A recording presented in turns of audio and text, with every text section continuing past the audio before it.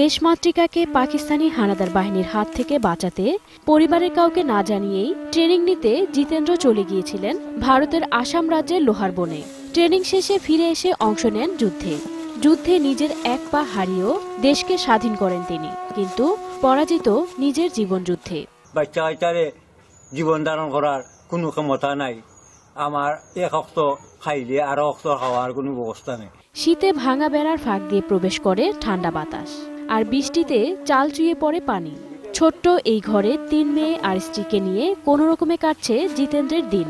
মেয়েরা বিবাহ উপযুক্ত হলেও নেই বিয়ে দেওয়ার সামর্থ্য, অর্থের অভাবে লেখাপড়াও করাতে পারছেন না। 4টা মানুষ লিয়া কিভাবে সংসার চালাইতাম, ইয়ে নাই, চাউল নাই, ভাত নাই, কুন্তা নাই, আমরা কিভাবে মেয়ে বিয়া দিতাম। টাকা পয়সা তো বাবা আর করতে পারছেন না, আমরা গরিব মানুষ, আমরা কি আর লেখাপড়া হইব।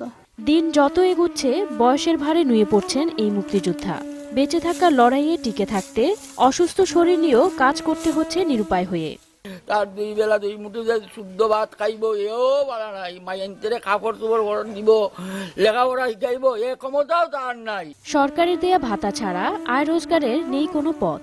একমাত্র সম্মানী ভাতার উপর তার পরিবার নির্ভরশীল, তার ছেলে মেয়েকে লেখাপড়া তিনি করাতে পারছেন না। Desk report, 21 television.